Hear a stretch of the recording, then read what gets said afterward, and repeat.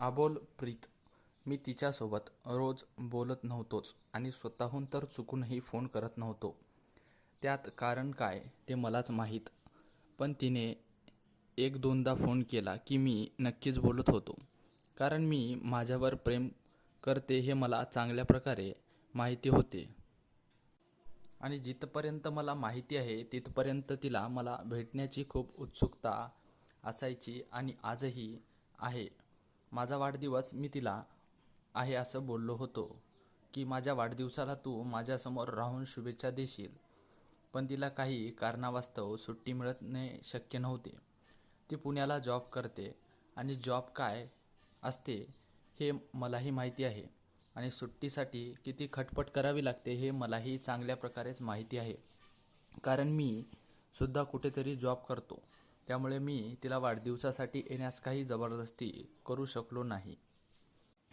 ती मला बोलली की माझं 21 तारखेला येणं शक्य नाही, पण मी 25 तारखेला नक्की येईल आणि एक पूर्ण दिवस वेळ तुम्हाला देईल. मी तिच्या या बोलण्यावर समाधानी होतो. कारण तसं ती न येताही शुभेच्छा देऊ शकली असती आणि तेही सर्वांच्या आधी. म्हणून मी तिला तेवढा काही फोर्स केला नाही की तू वाढदिवसाच्या दिवशीच ये म्हणून. तसं एवढ्यात मी तिचं मन समजावून म्हणत थोडा तरी बोलायला तिच्याशी सोबत. कारण तिलाही कुठेतरी ही गोष्ट खटकतच असेल आणि तिलाही या गोष्टीचं वाईट वाटत असेल की मी वाढदिवसाला नाही जाऊ शकले. म्हणून माझ्यासोबत असलेला स्टाफ मला चिडवत पण होता की तुमची प्रेयसी कशी तुमच्या वाढदिवसाला येणार नाही. मी त्यांना सुट्टीचं कारण सांगितलं तर ते बोलायचे की सर सगळं पॉसिबल असतं, फक्त प्रयत्न करावे लागतात. आणि काही स्टाफ बोलत होता की तुमची 25 तारीख मी 21 तारखेलाच आणतो. मी त्यांच्या गोष्टी ऐकून सोडून द्यायचा.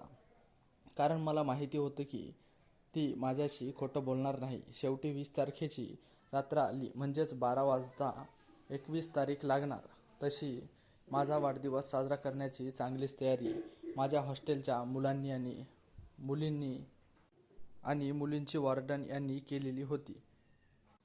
माझ्या डोळ्याला एक रुमाल बांधून काही मुलं मला घेऊन गेले वाढदिवस साजरा करण्यासाठी.